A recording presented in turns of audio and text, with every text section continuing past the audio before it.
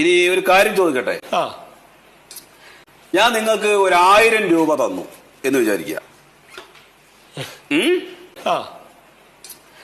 ആ പൈസ കൊണ്ട് നിങ്ങൾ എന്ത് ചെയ്യും?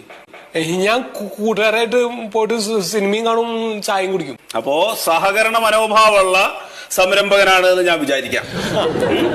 ഇനി ഞാൻ ആ പണം തിരികെ വാങ്ങിക്കുന്നു എന്ന് വിചാരിക്കും. അപ്പൊ താൻ എന്ത് ചെയ്യും? അതെങ്ങനെ ശരിയാ സാറേ?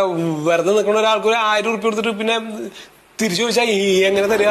8 ലക്ഷം രൂപയാണ് സർക്കാർ നിങ്ങൾക്ക് തരുന്നത്. എത്ര? 8 ലക്ഷം. 8 ലക്ഷം രൂപ നിങ്ങൾക്ക് തന്നിട്ട് ഒരു പൈസയും തിരിച്ചടക്കില്ല എന്നാണോ താൻ പറയുന്നത്? അത് ഞാൻ അടയ്ക്കും. അതെനിക്ക് വർക്ക്ഷോപ്പ് തുടങ്ങാൻ വേണ്ടിട്ട് തരണല്ലേ. അപ്പൊ ലാഭം കിട്ടുമ്പോ ഞാൻ തിരിച്ചടയ്ക്കും. ലാഭം കിട്ടുമ്പോഴല്ല, മാസാമാസം പൈസ തിരിച്ചടക്കണം. ലാഭം കിട്ടില്ലേ? കിട്ടില്ലേ? കിട്ടും. കിട്ടും.